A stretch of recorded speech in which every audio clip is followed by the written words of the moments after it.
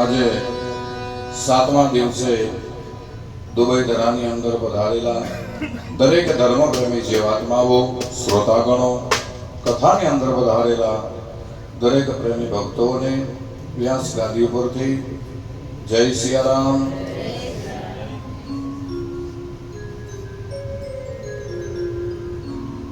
ભગવત કથાની અંદર આપણે કાલે જોયું પરમાત્મા શ્રી હરિ આજે સમુદ્રના તટ ઉપર આવ્યા છે. સમુદ્રના તટ ઉપર આવી અને સેતુ બંધ બાંધ્યો છે.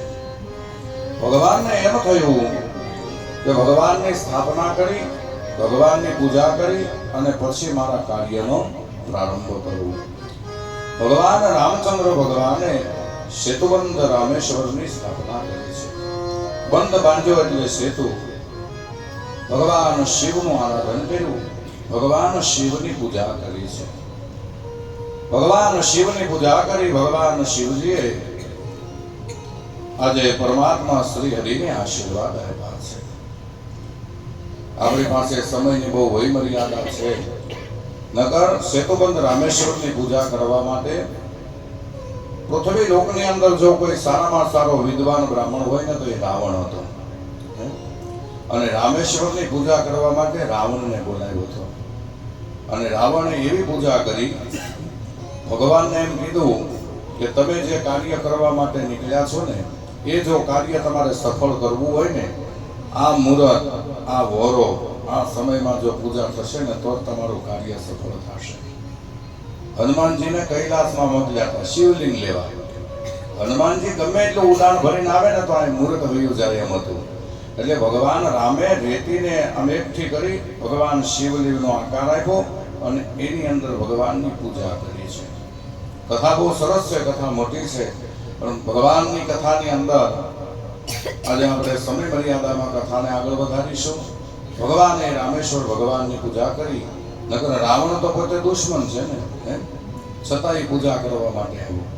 રામને કેવી સલાહ આપી કે તમે જે કાર્ય કરવા માટે નીકળ્યા છો ને એનું આજ મુહૂર્ત, આજ સમય, આજ હોરો, આજ નક્ષત્રમાં જો પૂજા થાય ને તો જ તમારું કાર્ય સફળ થશે. ભગવાન સેતુબંધ રામેશ્વર બાંધ્યો છે. 18 પગની અંદર રીછ અને વાંદરાઓને ભેગા કરી સેતુબંધ ઉપરથી પરમાત્મા શ્રી હરિ આજે સુબેલ તળેટીની અંદર લંકાના પટાંગણની અંદર આવ્યા છે. લંકાના પટાંગણની અંદર આવ્યા છે. આ બાજુ પરમાત્મા શ્રી હરિ રીછ અને વાંદરાઓને બધાને સલાહ આપે છે. અંગદ, હનુમાનજી, દરેક મોટા મોટા વાનરો છે એની પેનલો બનાવી છે અને દરેકને આજ્ઞા અને સૂચના આપે છે. આ બાજુ મંદોદરી રાવણને કહે છે કે તમે જે કોઈ કાર્ય કર્યું ને અત્યાર સુધીમાં મેં તમને કોઈ દિવસ નામ નથી પાડી, પણ આ તમે જે કાર્ય કર્યું છે ને આ દુઃખનો વિલંબ બનશે. અને ત્યારે રાવણે શું કીધું મંદોદરીને ખબર છે?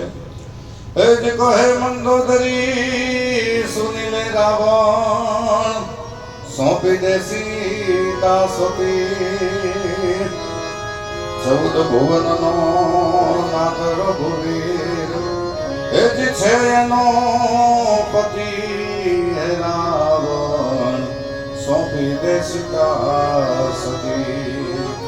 રાવણને પોતાની પત્ની મંદોદરી કહે છે. મંદોદરી છે ને એ 7 સતીમાં એનું નામ છે. મંદોદરી એ રાવણને કહે છે કે હે રાવણ, તે જે આ કૃત્ય કર્યું છે ને એ બહુ ખોટું કર્યું છે, પણ હજી તમારે મોડું નથી થયું. રામને સોંપી દો ને, હજી પણ રામ લેવા માટે તૈયાર છે. ત્યારે રાવણે ખાલી મંદોદરીને એટલા મર્મના શબ્દમાં કીધું કે તું મારી ધર્મ પત્ની છો, તું મને જાણે છો ને તું મને ઓળખે છો. આ જગત કદાચ મને નથી ઓળખતું, આ જગત કદાચ મને નથી જાણતું, પણ જ્યારે તું મારા ભાવને ન ઓળખે ને ત્યારે મને દુઃખ થાય. કયું દુઃખ? જ્યારે રાવણ એમ કહે છે કે હે મંદોદરી, જે આખા જગતને ખબર છે ને એ મારો જન્મ છે ને ત્યારથી મને ખબર છે કે મરવા માટે ભગવાનની ભક્તિ કરવી પડે, મરવા માટે બહાર જવું પડે, મરવા માટે ભગવાનની પૂજા કરવી પડે અને ભગવાનની સામે ચાલીને આપણે જવું પડે. પણ એ હું જ આ પૃથ્વી ઉપર એવો રાવણ જન્મ્યો છું કે મારા આંગણાની અંદર આવી અને મારો જીવ લેવા માટે ભગવાનને આવવું પડે. આ રાવણની બુદ્ધિ છે.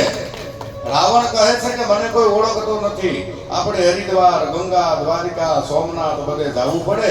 રાવણ કે ઈ હમે આજી નાઈ આવ્યો છે અને આપણા ઘરે જેની ગંગા આવે ને તેની પછી કોઈને પૂછવા ન જવાય, એમાં ડૂબકી મારી દેવાય. હે?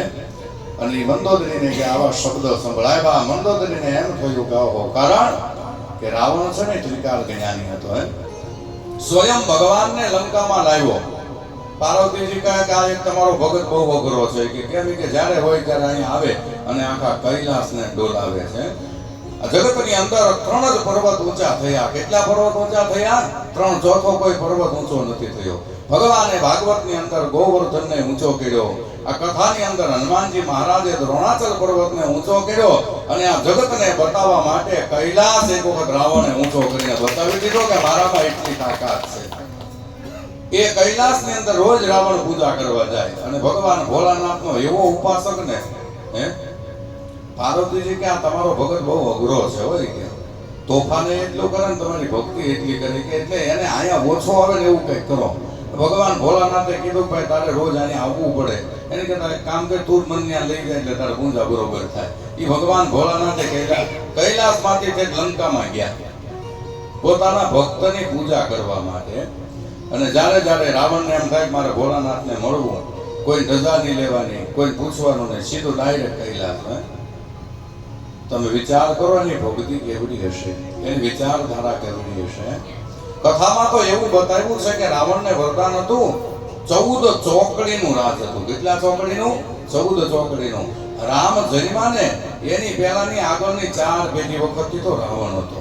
એની આગળની 4 પેઢી હતી. દિલીપ રાજા રોજ પૂજા કરતા સરયુ નદીના કિનારે અને રાવણ રોજ ત્યાંથી પુષ્પક વિમાન લઈ નીકળતો. ભગીરથ રાજા, દિલીપ રાજા બધા હતા ને એ યુગ પહેલાનો રાવણ હતો.